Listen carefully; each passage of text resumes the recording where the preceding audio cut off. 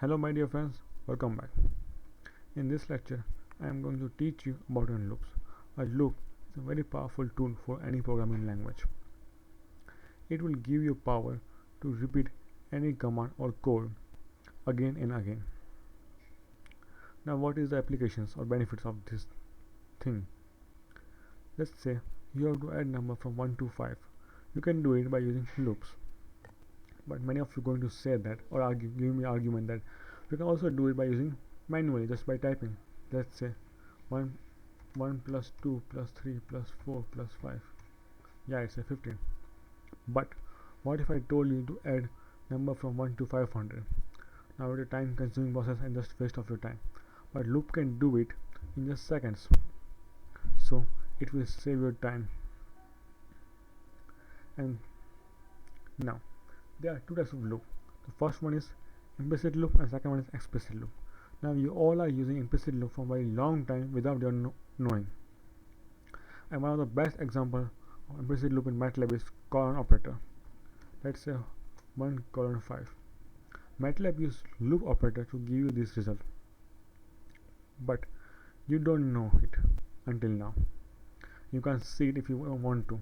So the loop which is executing behind the background without your knowing is known as implicit loop. The second one is explicit loop. Explicit loop are those loops which are created by you for specific task or purpose. And if you ask me, I always prefer explicit loop because it provides you flexibility. For example, if you want to make any change in your loop, you can do it. You can check your program, you can share your program, you can do whatever you like with your own program. But you can do nothing with implicit loop. For example, MATLAB has one more implicit loop built-in function is sum, which also use MATLAB implicit loop.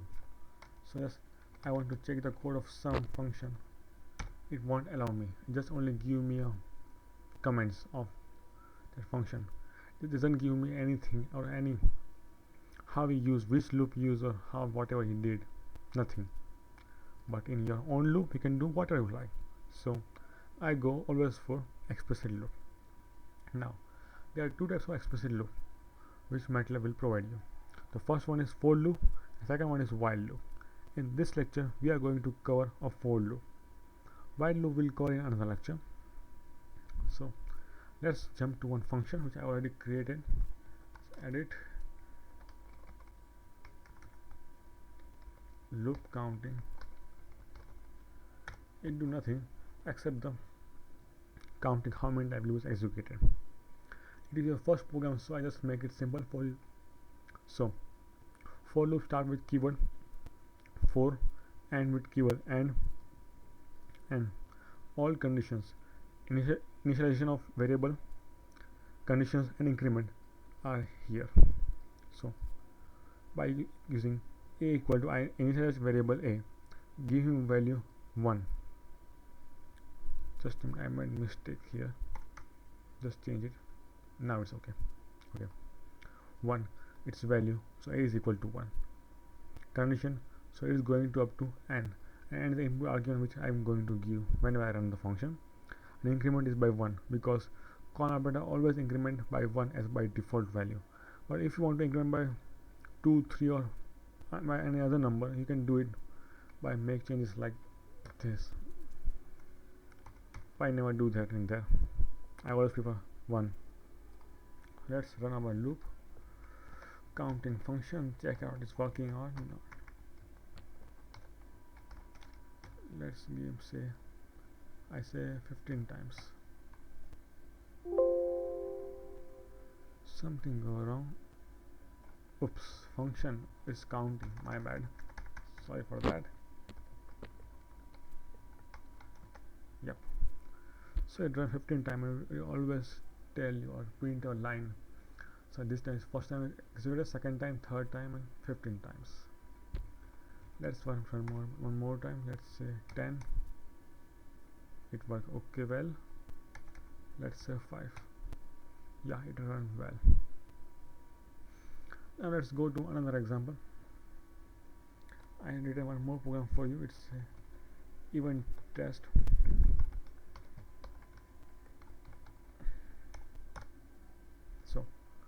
Let's first trace this window a little bit so you can see whole function. Okay, so first I tell you, I just created this loop only for vectors, not for matrix. So if you are matrix, then you are going to get unexpected results. So don't tell me I don't warn you. Now what is this? So you take any vector and it will tell you how many even numbers and odd numbers are there, and generate two matrices. One in which he put all even numbers, and second it puts all odd numbers. So let's check it out. So let's first create one vector. I want my matrix up to numbers up to 25. One row, the row vector, so one row, up to, let's go to 10. Okay, and it gives two upper arguments, so let's take two variables.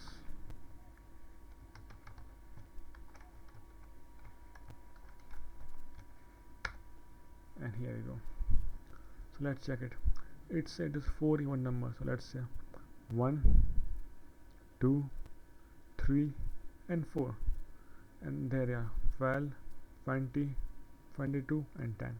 Okay, let's say 6 odd numbers, so obviously from 10 4 are even numbers, now 6 are odd numbers. And here we go, 3, 25, 1, skip 20 because it's even number, 21, skip 22, go to 3 and 7. So yeah, all function work well. So let's go to the function, let's see how it works. So first I declare 4 variables, B and C for just a minute, yeah, B and C for counting the results. So here B and C count how many odd numbers, even numbers are there, and here I and J are used to put the values in matrix X and Y. So first I use a for loop, give a starting variable A and start from 1 and go to line of vector n, which I give as input argument.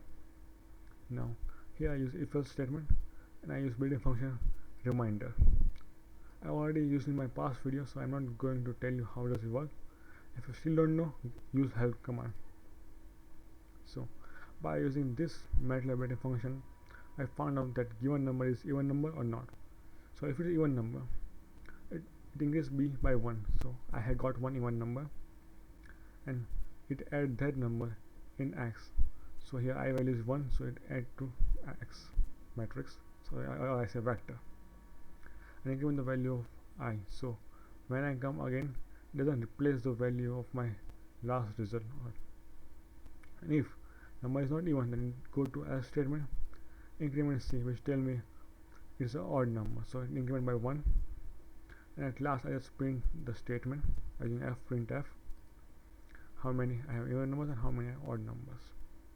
Now if you want to do same thing for a matrix, you can do it by using nesting of for loop. I already created one loop, sorry, function, not a loop. Let's call that for you, even matrix. Oops, there we go. So first you give any matrix to this function, it will count into even matrix. So if any value of or any particular value is odd, then going to add by 1 and count into even numbers. So let's check it out first, is working or not. So let's just say A is equal to, by saying rendering operator, I want to go up to value of 50 and say I want 3 by 3 matrix, and let's give it to our function.